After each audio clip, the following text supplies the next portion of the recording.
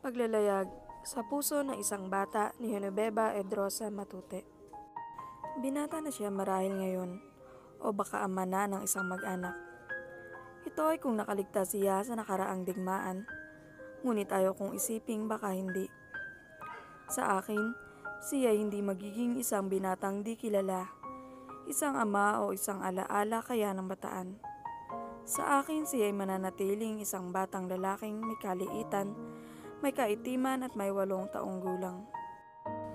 Pagkaraan ng daan-daang tinuruan, mga sumipot, nanatiling saglit at lumisan pagkatapos.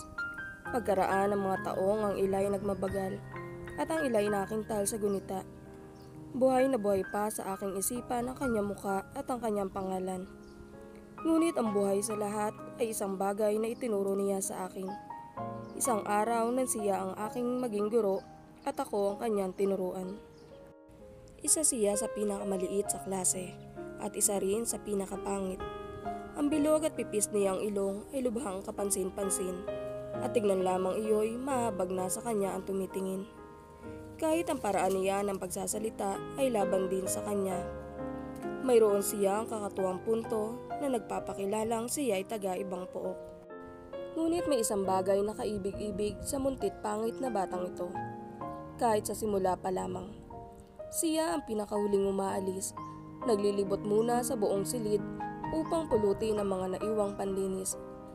Lihim ko siyang pinagmamasdan habang inaayos niya ang mga ito sa lalagyan.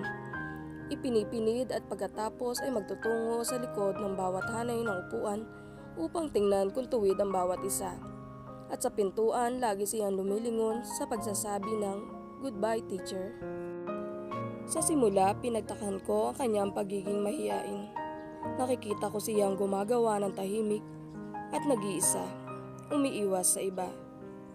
Maminsan-minsay nahuhuli ko siyang sumusulyap sa akin upang bawiin lamang agad ang kanyang paningin. Habang tinatanaw ko siya tuwing hapon, pinakahuli sa kanyang mga kasamahan, ay naisip kong alam na niya ang kanyang kapangitan, ang kakatuwang paraan ng kanyang pagsasalita. Unti-unti ko na pagdugtong-dugtong ang mga katotohanan tungkol sa kanyang buhay. Payak ang mga katotohanan. Siya ay isang munting ulilang galing sa lalawigan. Lumuwa sa malaking lungsod bilang utusan. At kalahating araw siyang pumapasok sa paaralan upang may makasama sa pagpasok at pag-uwi ang anak ng kanyang Panginoon. Nadama ko ang kakaibang kalungkutan. Nais ko makita siyang nakikipaghabulan sa mga kapwa-bata. Umaakyat sa mga pook na ipinagbabawal, napapasuot sa kaguluhang bahagi ng buhay ng bawat bata.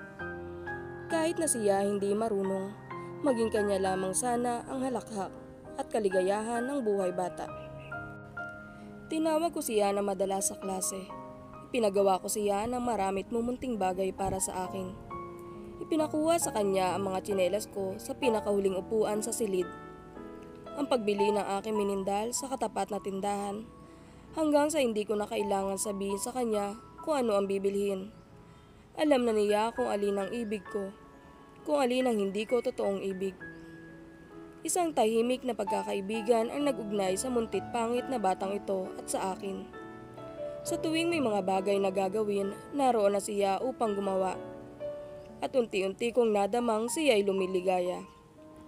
Nahuhuli ko na siyang nagpapadulas sa pagitan ng mga hanay ng upuan. Nagkakandirit hanggang sa tindahang bilihan ng minindal. At minsan o makalawa ko siyang nahuling nagpapalipat-lipat sa pagtapak sa mga upuan.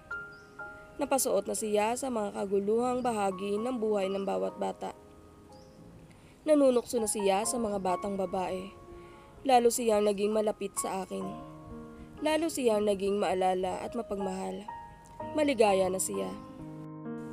Isang araw nangyari ang hindi inaasahan. Mainit noon ang aking ulo, umagang-umaga pa.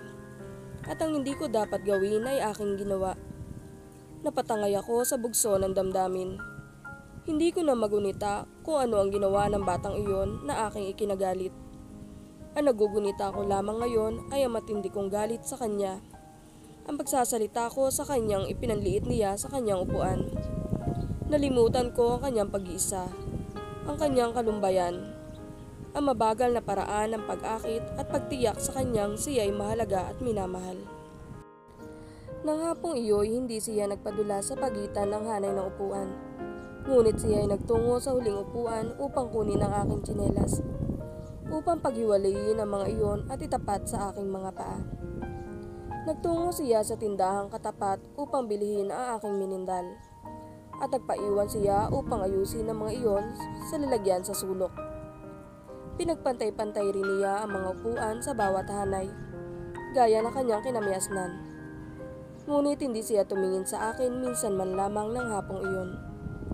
Nagtungo siya sa pintuan at ang kanyang mga yabag ay mabigat na tila isang matandang pagod. Sa loob ng maraming buwan, ngayon lamang siya hindi lumingon upang magsabi ng goodbye teacher. Ano ang ginawa kong ito? Ano ang ginawa kong ito? Ito ang tinanong ko ng paulit-ulit sa aking sarili. Napupuot siya sa akin. At ito'y sinabi ko rin ng paulit-ulit sa aking sarili. Bukas marahil kung pagpipilitan ko bukas. Biglang-bigla ang maitim at pipis na mukha ng batay nakita ko sa pintuan. Ang mga mata niya ay nakipagsalubungan sa akin, may nagugulumihan ng tingin. Goodbye teacher, ang sabi niya. Pagkatapos ay umalis na siya.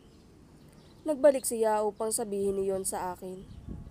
Kung gaano katagal ako noon sa pagkakaupo ay hindi ko na magunita ngayon. Ang tangi kong nagugunita ay ang pagpapakumbaba ko sa kalakahan ng puso ng munting batang yaon. Sa nakatitinag na karikta ng kanyang kaluluwa. Nang sandaling yaon, siya ang aking naging guro.